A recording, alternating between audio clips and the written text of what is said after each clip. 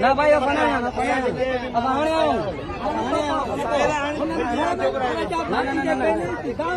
साढ़े 11 बजे जो टाइम आ कुछ पुलिस ऐं कुछ सिविल कपड़न में सफेद लटा है इन्हनि सां लेडीज़ पुलिस नई दरवाजा ठड़ ठड़ थियण लगा। मां उथियुसि, उथी ॾिठमि त तमामु पूरी गली पुलिस सां भरियल आहे ऐं इन्हनि में प्लस मज कुछ ॿिया माण्हू सिविल कपड़न में अचे। जेतिरा पुलिस आहिनि तेतिरा सिविल कपड़न में माण्हू आहिनि। लेडीज़ पुलिस दीवार ते चढ़ी मां ॾिठो त लेडीज़ पुलिस उन्हनि सां न आहे। तो दरवाज़ो खोलियऊं, चयूं दरवाज़ो खोल। मां जो को केस को FIR को माण्हू ॿुधायो, चयूं सिर्फ़ु दर खोल। मां दर न खोलियो। मां वरी मुंहिंजो ॿियो पुटु दानिश यूनिवर्सिटी मुंहिंजो मजाए पढ़े थो, उहो आयो हो काल्ह, अॼु सुबुह जो आयो आहे। राति हिन उनखे खणी विया आहिनि। हुनजो कमु सिर्फ़ु क्राइम ते, पढ़ाई पोइ हुनजी क्राइम ते आहे। उन बेगुनाह खे खणी विया आहिनि। असांजो पार्टी कंहिं सां बि को बि तालुक न आहे। असांजो कारोबारी माण्हू आहियूं। को बि असांजो फॾो फसाद या को पार्टी सां तालुक हुजे, कंहिं सां बि असांजो को तालुक न आहे। असीं अॼु बि लायल हिन खां पार्टियुनि खां परे हूं, सुभाणे बि परे रहंदासीं। असांजो पीपल्स पार्टी सां तालुक आहे ऐं पीपल्स पार्टी सां आहियूं ऐं अॻिते बि रहंदासीं।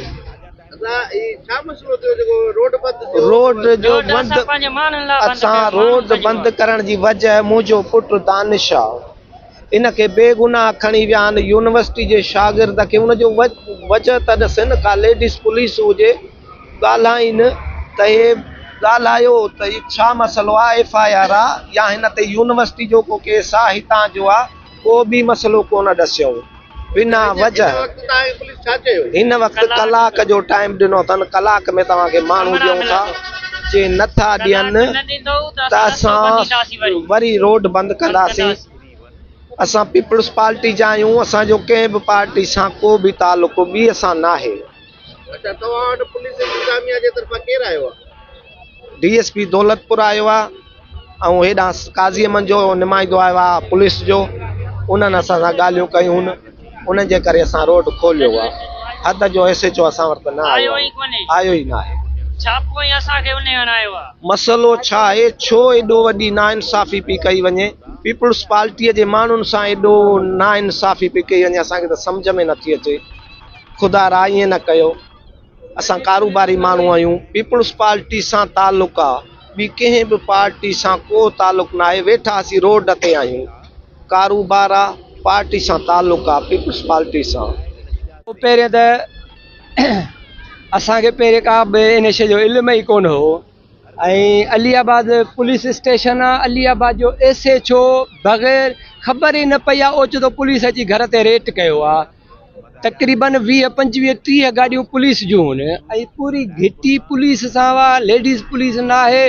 असांजे स्टाफ जो SHO जे गैर मौजूदगी में तक़रीबन 30-35 गाॾियूं पुलिस जूं, 200-300 माण्हू पुलिस जा, 200-300 प्राइवेट माण्हू। पूरी घिटी असांजी ख़बर ई कान पई। ईअं बसि दर शुरू पुलिस वारनि जो चवणु आहे त दर खोलियो ऐं तव्हां ते केस आहिनि। असां ते को बि केस न आहे। असांजो पार्टी सां को तालुक ई कोन्हे। को SUP सां असांजा छोकिरा जेके हुआ पार्टीअ में, उहे SUP में शमूलियत थी वई हुई ऐं उन खां पोइ लेडीज़ पुलिस बि न आहे, को वारंट बि न आहे। पुलिस खां पुछूं पिया त हंगामो करे ईअं घर में घिड़ी पिया आहिनि। घर में कुझु शीशा भॻा अथनि, माइन लेडीज़ सां विड़िया आहिनि।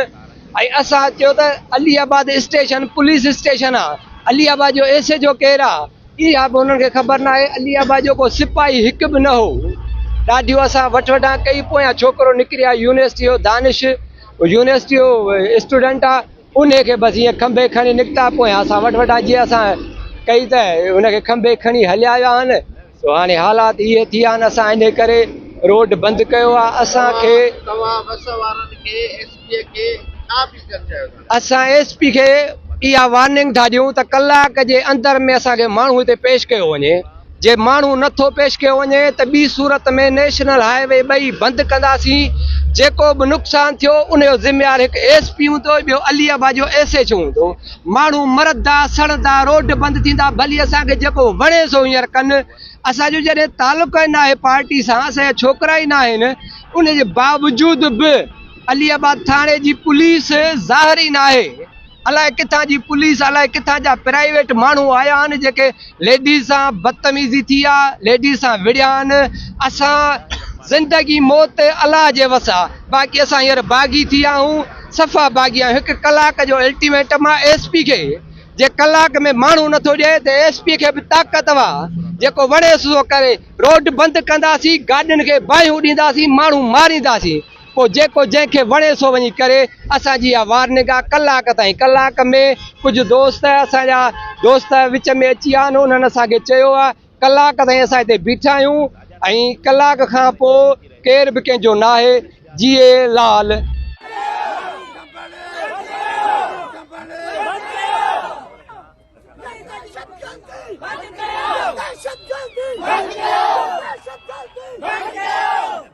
गुंडागर्दी